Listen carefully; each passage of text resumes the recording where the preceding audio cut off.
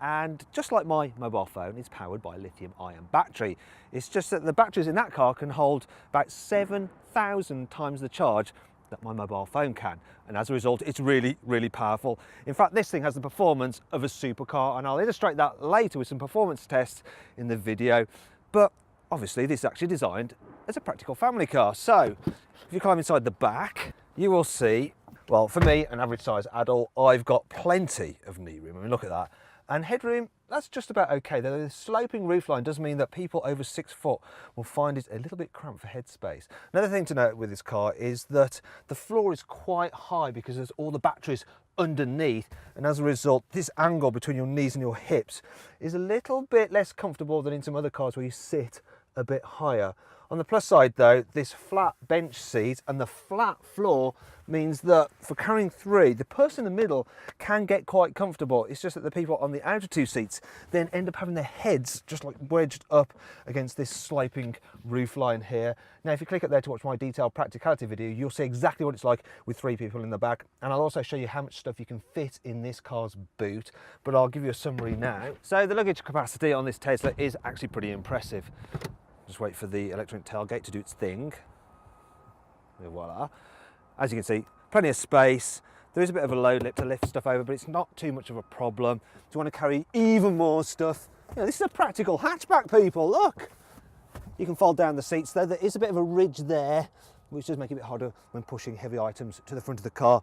But once again, like I say, it's no big deal.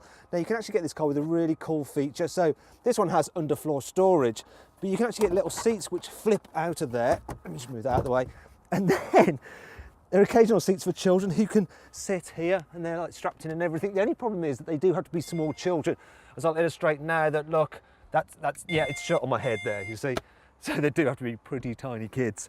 Anyway, that's still impressive though, because actually, believe it or not, under there is the electric motor which powers the rear wheels. So it has 510 horsepower, which is getting on for what you get from a 5.2 litre V10 in an Audi R8. And it's small, it's about the same size as that bucket. And this is the D model, so it's got another motor at the front of the car. And if you walk around to the front, you'll notice that under here, you have some more storage. Actually, the frunk on rear drive versions of the Tesla Model S is slightly larger because this one, being the 4-wheel drive, has another motor just under here, though it's actually only about that big. And yet it still has 261 horsepower, which is about the same as you get from a 2-litre turbocharged petrol engine in a VW Golf Club Sport.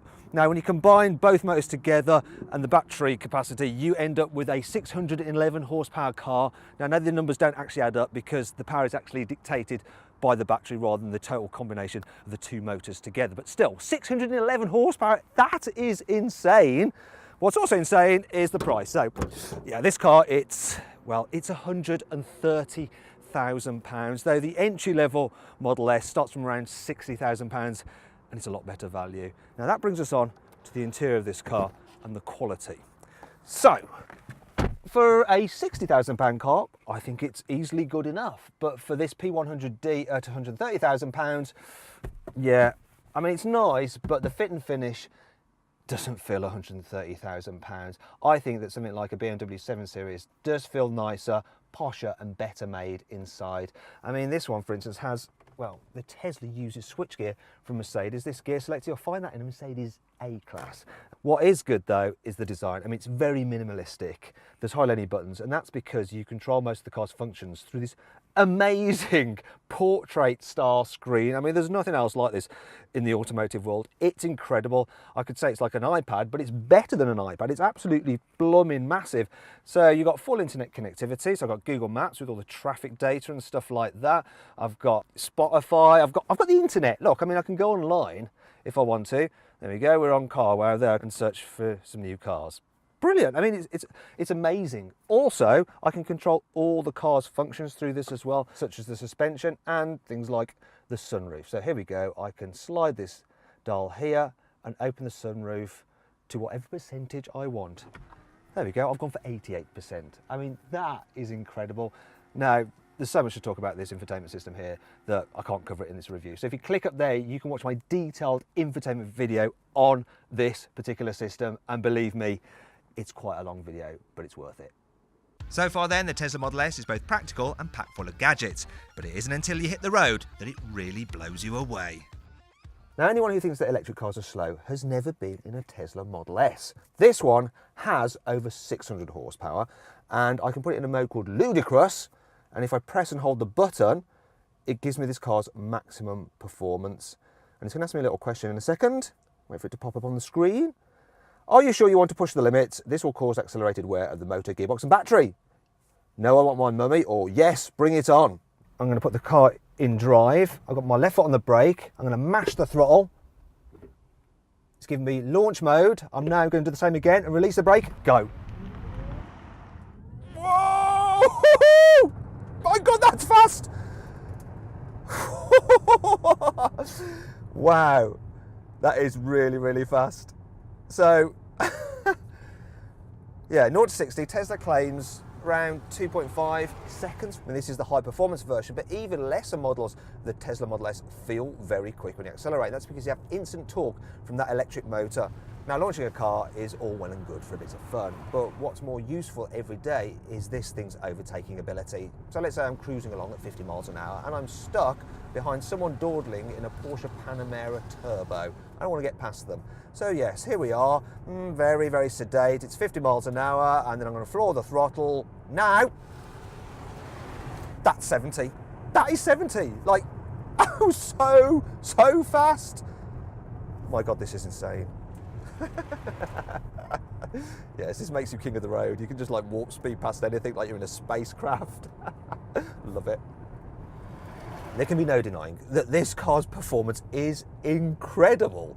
The only problem is if you use it too much, you're going to be draining the battery pretty quickly, because it's a bit like having your mobile phone running 4G data services and loads of apps. It just rinses out your charge. So this P100D has the largest battery you can get on a Tesla, and its range is supposed to be up to 381 miles. But really, in the real world, you're going to be looking at between 200 and 250 miles, and that's with fairly sedate driving.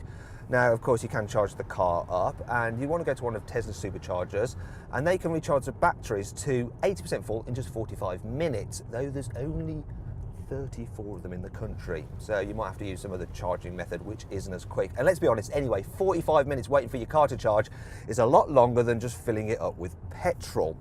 What I can't complain about, though, is the fact that, well, by not having a petrol or a diesel engine, it's so serene when you're just cruising around this car because it's near silent. The only thing is, though, when you speed up, because you haven't got that rattle of a normal engine, your ears then focus on other sounds and you pick up more wind whistle and tyre roar. In fact, there's quite a lot of tyre noise in this car because the tyres are quite large. Another thing about it is that it's a heavy car. There's loads of batteries in it, so it does weigh it down, but it still handles pretty well. So there's loads of grip, especially from this four-wheel drive version.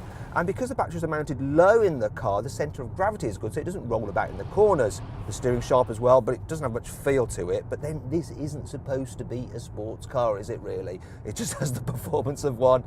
And finally, that brings me on to the visibility. So a lot of these cars are used in town, and it's a big old thing to navigate around tiny city streets, and it's not helped by the fact that you've got this huge pillar here which creates a big blind spot, and the back window, it's quite hard to see out of, and you can see for yourself by clicking up there to join me for a 360-degree passenger ride video. On the whole, the Tesla Model S is a very nice car to drive, and it's relaxing too thanks to its comfortable suspension. However, it does have some annoying features. If you charge the car using a normal 3-pin socket, then it'll only add 22 miles of range for every hour charged. So yeah, so it means it travels at 22 miles an hour, which isn't particularly quick. While there's some cubby spaces between the front seats and you've got a glove box, there are no door bins anywhere in the car. You can't get the car with a spare wheel, so if you get a puncture, you either have to use tyre repair kit or just call the breakdown services. The big screen with internet access can be a little bit distracting while you're driving. I wonder if 3 will work there. Let's go for do there. I don't really know how to play Sudoku. Unlike many big cars such as this, the Tesla Model S doesn't have a ski hatch in between the 2 rear seats.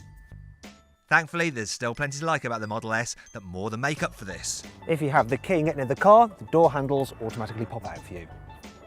Just like carwow videos, there's little Easter eggs in the car. For instance, if I press and hold the Tesla button, wait for it to flash, and then I input my access code as 007, it will then change the car to the submarine Lotus from the Spire Love Me. Well, of course. If you raise the air suspension to get over a big bump, the car remembers where that is and will automatically do it for you the next time you're in the same location. The Advanced Cruise Control autopilot system will automatically brake, accelerate and steer the car to keep it in lane when you're driving on the motorway.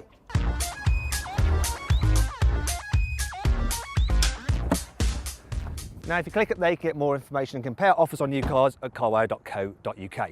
So then overall, my verdict on the Tesla Model S. Should you avoid it? Should you consider it? Should you shortlist it? Or should you just go right ahead and buy it? Well, if an electric car doesn't suit your lifestyle, just avoid it. It's going to be pointless. But if it does and you can afford it, just go right ahead and buy the Model S. There is nothing else like it. I mean, it'll even lock itself when you walk away. It's brilliant. I hope you enjoyed this video. Please like it and share it and comment. And if you click up there, you can subscribe to our channel. If you click there, you can watch my 360-degree passenger drive video on the Tesla. If you click down there, you can watch my detailed infotainment video review of it. And if you click there, you can watch our detailed practicality video review of it. Now, did you spot the Easter egg in the video? Well, it was Mr. Tesla hidden away somewhere. Now, did you find it? If not, go back and check.